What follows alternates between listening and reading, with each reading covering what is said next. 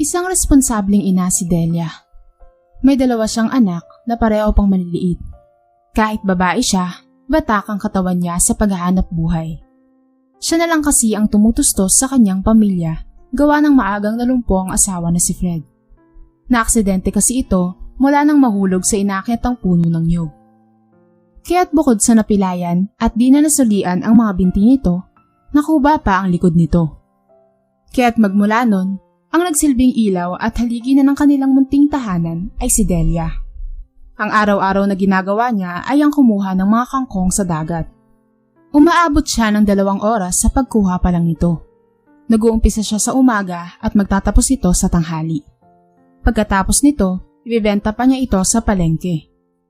Gumagamit pa siya ng padyak makarating lang roon. Dahil kalahating oras rin ang babaybayin niya patungo sa merkado.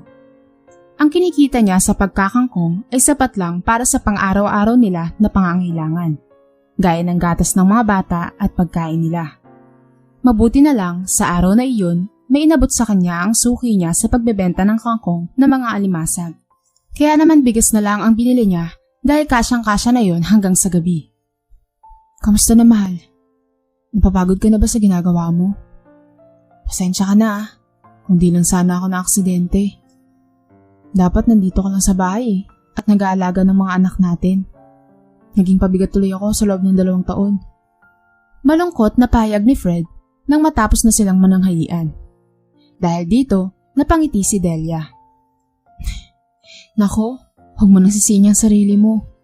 Hindi mo naman yung ginusto eh. At ganyan talaga ang buhay. Ang lahat ng tao ay may kanya-kanyang kapalaran. Saka, huwag mo na akong alalahanin pa. Kaya ko namang kumayod. Siguro kung nagkaganyan rin ako, ganito rin naman ang gagawin mo, di ba? Ang magtaguyod ng mag-isa sa pamilya. Dahil sa kanyang sinabi, nangilid ang luha sa mga mata ni Fred. Sumenyas ito na lumapit siya sa kanya at bagay naman na ginawa ni Delia. Niyakap siya ng lalaki. Sana kahit ganito ako, huwag kang magsasawa at huwag mo akong iwanan ha. Dahil hindi ko kaya na mawala ka. Mangyak-ngyak nitong sambit sa kanya. Hindi yan mangyayari, mahal. Ikaw ang ama ng mga anak ko. Kailangan kitang alagaan para sa kanila. Dahil kailangan ka rin nila. Tugon niya habang hinahagod-hagod ang likod ni Fred. Dahil wala nang ibang gagawin si Delia, nagsiyesta na lamang silang mag-asawa. Tapos na rin naman niyang padedehin ng mga bata. Kaya naman hapon na siyang nagising at bumangon para magluto naman ng kanilang hapunan. Kinabukasan, hindi muna nanguha ng kangkong ang babae dahil masama ang panahon. Madaling araw pa lang malakas na ang ulan at pati na rin ang hangin. Ang ibig sabihin lamang nito ay hindi makakapaglayag ang bangka niya patungo sa dagat. Kaya't nag-isip na lang siya ng paraan para mairaos nila ang araw na iyon. Mabuti na lang ay marami silang tanim na malunggay sa bakuran. Iyon na lang ang pinitas niya para kahit papaano ay may pambili sila ng ulam. At kahit umuulan nito, matapos niyang makapitas, ay sumuong siya sa ulan sakay ng padyak. Mabuti na lang ay may trapal ang padyak niya kaya hindi siya gaanong nabasa. Nakarating naman siya ng ligtas sa palengke at ipinagbili niya ang kapirasong malunggay. Dahil maliit lang ang kita niya rito, ay bumili na lamang siya ng noodles na sasawagan niya ng malunggay. Samantalang ang 2 anak niya na may edad na 2 taon at ang isa naman ay 9 na buwan ay gagawa niya na lang ng mula sa sinaing na bigas. Basang-basa pa nga siya nang makauwi sa kanilang tahanan. Awang-awa naman si Fred nang siya ay masilayan. Kaya't pinapaligo siya nito para di magkasakit.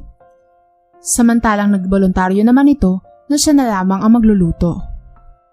Kaya mo ba, mahal? Paninigurado ni Delia. Oo, kaya ko na. Meron naman ako saklay eh. Maligo ka na at pagkatapos natin kumain ay uminom ka ng bahay, Jessie.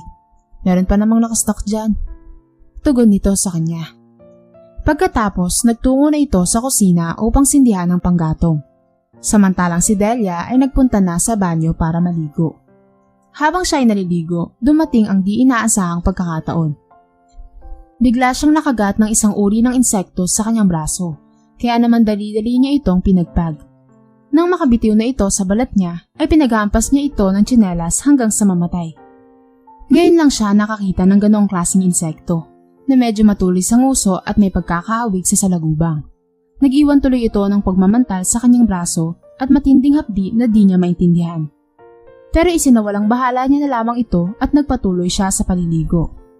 Iniisip niya na baka pangkaraniwang insekto lang naman iyon na nagsilabasan dahil sa pagbuhos ng ulan. Nilagyan niya na lang ito ng alkohol pagkatapos niyang maligo. Subalit paglipas ng ilang oras, pabigat ng pabigat ang nararamdaman ni Delia. Nararamdaman niya rin na mainit siya kaya gumamit siya ng thermometer. Nanlaki ang mga mata niya nang malaman na meron pala siyang lagnat. Masakit rin ang katawan niya kaya't sa pagsapit ng hapon hanggang gabi, pinakiusapan niya si Fred na ito na muna ang mag-asikaso sa mga gawaing bahay. At higit sa lahat ay sa kanilang mga anak, sapagkat hindi siya makabangon at parang gusto lang ng katawan niya ang magpahinga. Kinabukasan, nagulat ang asawa niya nang mas lalong tumaas ang lagnat niya. Nagkaroon na rin siya ng rashes sa balat at nawalan na rin siya ng gana sa pagkain. Mahal, ano ba talaga yung nangyayari sa'yo? Hindi naman yan sintomas ng may lagnat lang eh. Sabihin mo nga kung ano pa yung nararamdaman mo. Nag-aalalang tanong ni Fred. Pinilit niya sagutin ito kahit maski sa pagsasalita ay hirap siya. Sa tingin ko, dahil ito sa kagat na insekto sa akin kahapon sa banyo. Mas lalo kasing tumindi yung sakit ng pantal eh. Tapos yung mga mata ko parang nanginginig. Fred, natatakot ako. Baka kung ano na ito.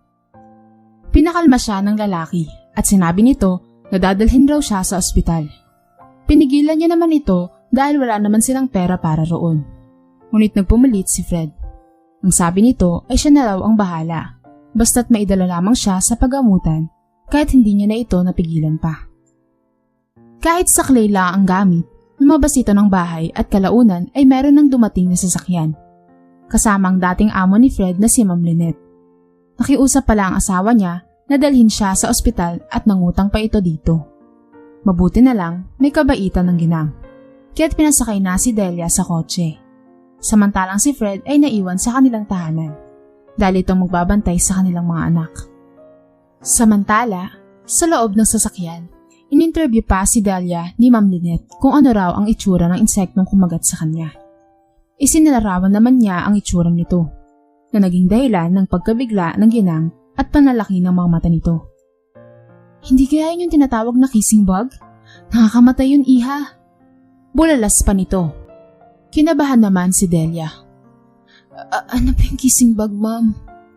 Huwag naman po sana dahil kailangan pa ako ng maliliit kong mga anak at ng asawa ko. Ipinaliwanag naman sa kanya ni Ma'am Lynette ang tungkol roon.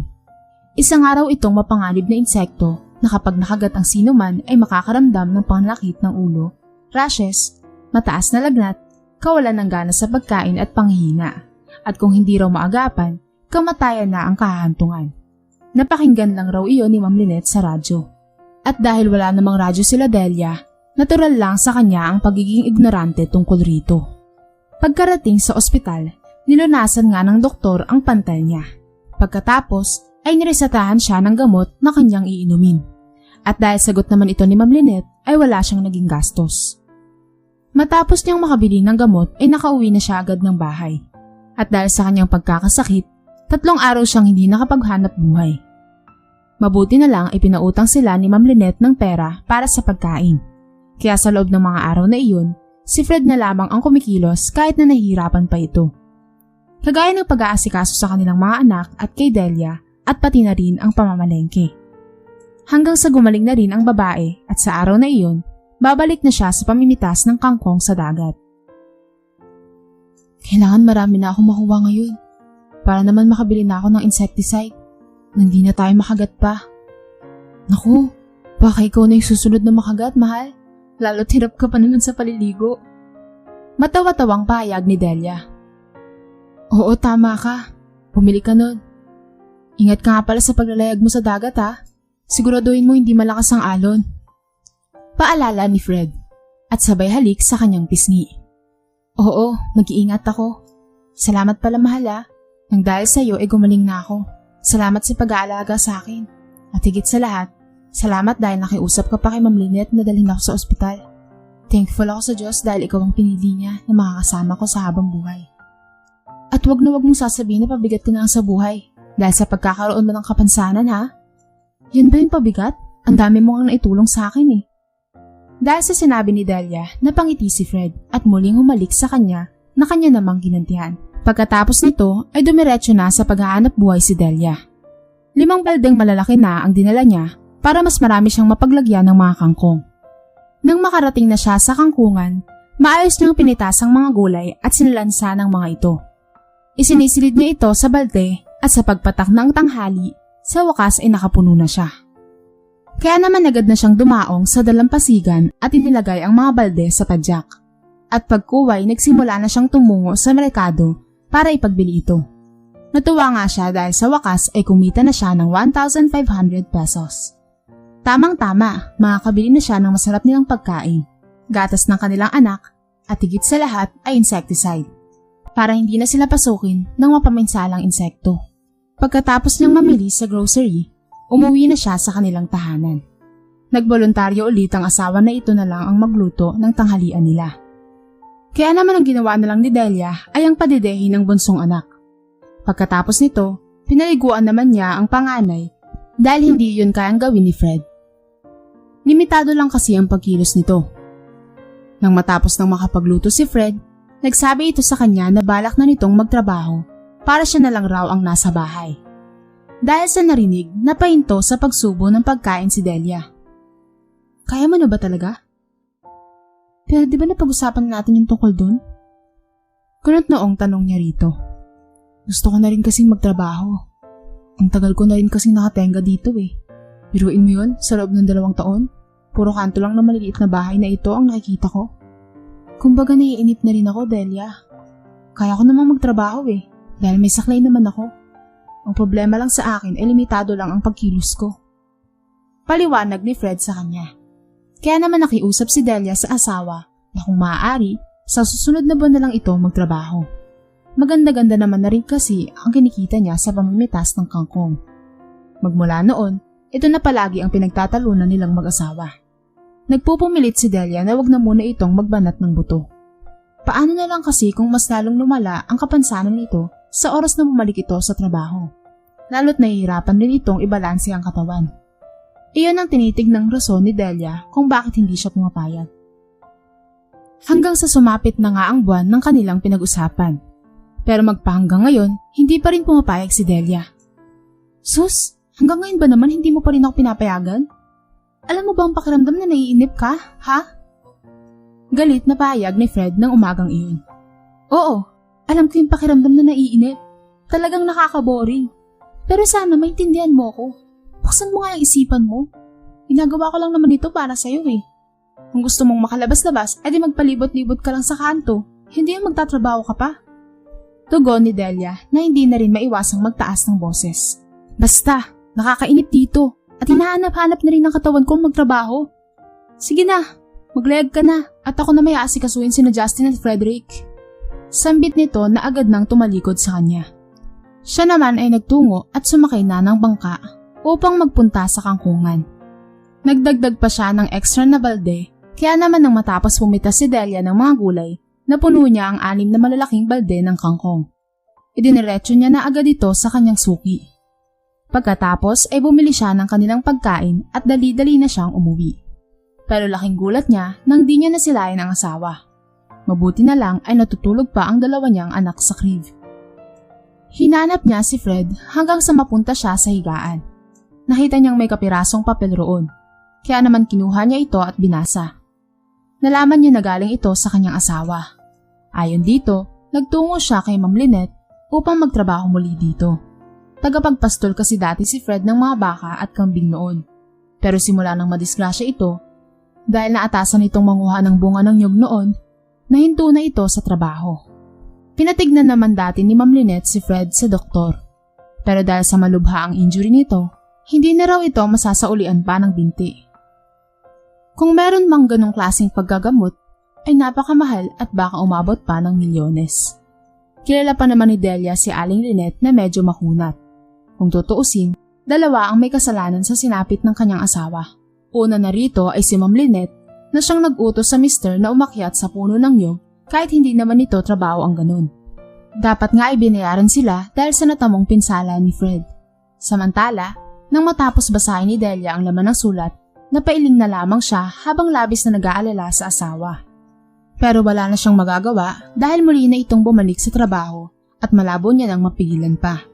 Kaya naman siya na lang ang nagluto ng tanghalian. Pagkatapos magluto, kumain na siya. Sinusubuan niya rin ang pagkain ng panganay na anak dahil minsan na lamang itong uminom ng gatas o dumede sa kanya.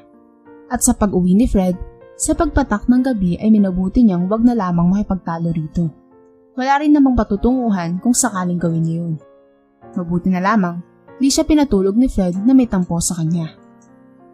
Mahal, pasensya na kung naging mapilit ako sa pagtatrabaho Ayaw ko na kasing makitang napapagod ka. Lalo't matagal na panahon ka na rin naghahanap buhay para sa pamilya natin. Ako yung lalaki, Delia. Kahit may kapansanan man ako ngayon, hindi nangangahulugan na dapat di ko nagawin ang tungkulin ko para sa inyo. Namito ka lang sa bahay. Ako lang ang dapat na magtrabaho. Huwag ka mag-alala, dahil palagi naman ako mag-iingat. Napangiti si Delia. Sige na nga. Susuportahan na lang kita sa gusto mo. Pero ito pa rin mo yung pangako mo Mag-iingat ka palagi. Natawa si Fred. Oo naman. Lagi ako mag-iingat. Alam kong maiinit ka rin dito sa bahay dahil batid ko yung pakiramdam na matenga. Pero hayaan mo, kapag malaki na yung dalawang anak natin, hayaan na kitang magtrabaho dahil pwede na silang iwanan. Siya nga pala. Pasensya nga pala sa ginawa ko kanina. Iniwan ko sila dito. Pero alam ko naman na uuwi ka kaagad Pabiro niya namang pinagsabihan ng asawa. Ikaw mahal Huwag mo nang ulitin yun Paano na lang kung may makapasok na kidnapper at kunin ng mga anak natin? Anyway, sige, ikaw na lang munang magtrabaho. Nahayaan na kita. Para naman mabayaran na natin ang utang natin kay Ma'am Lynette. Natuwa naman ang asawa niya sa kanya. Kaya't niyakap siya nito at hinalikan sa labi. Kaya naman magmula nito ay sa bahay na lang palagi si Delia. Kapag day off na ni Fred ay dito na lang siya nakakapaglayag sa dagat upang manguha ng mga kangkong para maibenta. Isang hapon, habang abala sa pagpapalit ng lampin ng kanyang anak si Delia, nagulat siya nang merong kumakatok sa kanilang pintuan. Nakakatiyak naman siya na hindi naman ito ang kanyang asawa dahil gabi na itong umuwi. Pagbukas niya ng pintuan, nagulat siya nang mabungaran ng isang pamilyar na tao. Nagtataka siya kung bakit nagpakita pa ito sa kanya. Anong ginagawa mo dito, Imanbel? Tanong ni Delia habang nalalaki ang mga mata. Isa itong kapitan ng barangay sa kabilang lugar at dati ay may kaugnayan siya sa taong ito na di alam ng kanyang mister. Natawa na lamang ang matandang lalaki habang nagsasabing, Hindi ba obvious, Delia? Nagpunta ako dito para sa'yo. Namiss ko na kasi yung ginawa natin noong nakaraang taon. Dahil dito, biglang sumariwa sa alaala ng babae noong minsang nagkasakit ng malubha ang panganay niyang anak. Na-confine kasi ito sa ospital noong 1 taong gulang pa lamang ito. Malaki ang bayarin sa paggagamot sa bata. Kaya't nakagawa siya ng di ka nais-nais at isang mabigat na pagtataksil sa kanyang asawa. Ito ay walang iba kundi ang ipagbili ang sarili sa taong ito. Kapalit ang malaking pera na siyang ipinangbayad niya sa ospital. Pero isang gabi lamang iyon nangyari. Isasara na sana ni Delia ang pintuan, ngunit bigla itong tinukuran ng matandang lalaki. Ano ka ba, Delia? Nakikisama ka pa rin pala sa asawa mong inutil? Kung ako sa'yo, ay iwanan mo na siya. Dahil wala ka lang mapapala roon. Sa akin ka na lang sumama. Tanggap ko naman ang iyong mga anak Pangungumbinsi sa kanya ng kapitan. Pero nagmatigas si Delia. Hindi ba't pamilyado ka ng tao at may asawa ka pa? Bakit mo pa ako pinipilit? Nabayaran mo na ako noon at tapos na ang kung anumang meron sa atin noon. At tandaan mo, nagawa ko lang yun dahil gipit na gipit kami ng panahon na yun. Kaya't lumayas ka na rito at wag na nang ipapakita ang pagmumukha mo sa akin. Tinawanan lang siya ng kapitan. Iba yun noon dahil nakikisama pa ako sa asawa ko. Pero ngayon, hiwalay na kami. Hayaan mo. Ibibigay ko sa iyo lahat ng gusto mo. Sumama ka lang sa akin. Muli nitong pangungumbinsi sa kanya. Alam mo, kulit mo. Sabi na nga lumayas ka rito Mahal na mahal ko ang asawa ko. Kaya't hindi ko na siya muling pagtataksilan. Magtatawag ako ng pulis kapag hindi ka pa umalis dito. Sambit ng babae. Ngumisi ang matandang lalaki habang nagsasabing, Hindi mo magagawa yan. Dahil malalaman rin ng asawa mo na may namagitan sa atin. Ikukwento ko yun sa lahat. Maging sa pulis kung sakaling gagawin mo yan. Kaya isa lang ang gawin mo para walang mabubulgar. Tanggap ko nang hindi mo kayang iwan ng asawa mo. Pero sa isang kondisyon. Magpakita ka sa akin sa susunod na linggo. Kapag ginawa mo yun, walang bulgarang mangyayari. Pero kapag hindi ka sumipot, alam mo na, makakarating yun sa inutil mong asawa. Bueno, alam mo naman kung saan ako nakatira, di ba? Kaya't ikaw na ang bahalang magpasya. Makaulog ang pagbabanta nito sa kanya, at dito na ito lumayo sa kanya. Kaya naman naiwang nangangamba si Delia kung ano ba ang dapat niyang gawin para mailihim iyon kay Fred. Hanggang sa napagpasyahan niyang mahala na. Kung malalaman man ito ni Fred, ay tatanggapin niya na lang ang kahihinatnan. Ayon sa kanya, ay hindi niya pupuntahan si Kapitan Emmanuel dahil ayaw niya na madagdagan pa ang kanyang pagkakamali. At isa pa ay mahal na mahal niya si Fred at kailanman ay di niya ito pagtataksilan pa. Hanggang sa sumapit nga ang linggong iyon, ay di siya sumipot sa usapan, kaya't dito na dumating ang kanyang kinakatakutan. Nalaman na ito ng kanyang asawa at ang walang hiyang kapitan pa mismo ang nagtapat nito kay Fred.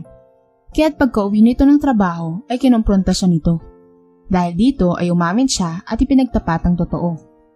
Nagawa niya lang iyon para hindi mamatay ang kanilang anak at makabayad sila sa bill sa ospital. Buong puso at pagsisisi siyang humingi ng kapatawaran kay Fred.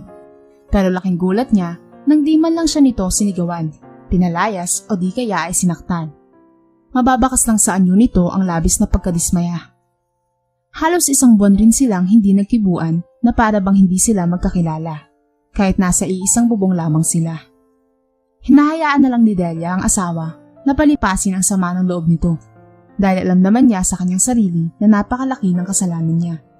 Hanggang isang umaga, bago pumasok si Fred sa trabaho, nilapitan siya nito habang tukod-tukod ang saklay. Kaya naman inunahan na ito ni Delia. Mahal, patawarin mo na ako. Sana maunawaan mo na kahit ako, hindi ko maintindihan kung bakit ko yun nagawa. Pero isa lang sinisiguro ko sa'yo. Nagawa ko yun dahil nais ko iligtas ang buhay ng anak natin. Ganyan ako kadesperada na gumaling ang anak natin. Dahil wala na akong ibang kayamanan kundi kayo. Kayo lang ng mga anak natin. Dahil mahal na mahal ko kayo. Pangako hindi ko na inuulitin dahil sising-sisi na ako. Umiiyak na payag ni Delia. Ngunit agad siyang niyakap ni Fred kahit hindi ito gaanong makabalanse. Pinapatawad na kita, Delia. Oo, tama ka. Nagawa mo lang yun para sa anak natin. Sa 2 linggo kong pag-iisip-isip, napagtanto ko ang bagay na yun. Wala akong karapatang magalit dahil wala naman akong magawa ng mga panahong magkasakit ang anak natin eh. Sino ba namang ina ang makakatiis sa anak, diba? Kalimutan na natin yung mahal. Alam kong nagawa mo lang yun dahil sa sobrang pagmamahal sa anak natin. May tiwala ako sa'yo. Ang gawin na lang natin ay magtulungan na lang tayong palakihin ng mga anak natin kahit mahirap ang buhay. Dapat huwag tayong mawalan ng pag-asa, okay? Dahil sa sinabi ni Fred, napaiyak na lang sa tuwa si Delia at buong higpit na niyakap ang lalaki. Samantala, magmula nang mapatawad si Delia ng mister, lumayo na sa kanya ang kapitan at kailanman ay di na ito nagpakita pa. Sa huli, nagtulungan nga sa pagpapalaki ang mag-asawa sa kanilang mga supling. Nang magkaroon na ng isip ang mga anak, kahit kalabaw naman ang kanilang ginawa para lang mapag-aral ang mga ito at maibigay ang lahat ng pangangailangan. Nagtutulungan na rin kasi silang mag-asawa sa pangunguha ng kangkong sa dagat. Iniwan na ni Fred ang pagtatrabaho kay Ma'am Lynette. Hanggang sa lumipas ang maraming panahon, napagtapos nila ang kanilang mga anak sa pag-aaral. At naging ganap ng mga profesional ang mga ito. Niregaluhan pa nga sila ng kanilang mga anak ng bahay, pati na rin ang magarang kotse nang makapagtrabaho na ang mga ito. Sino ba ang mag-aakalang nang dahil lang sa pagkakangkong nilang mag-asawa, nabigyan nila ng magandang buhay ang kanilang mga anak?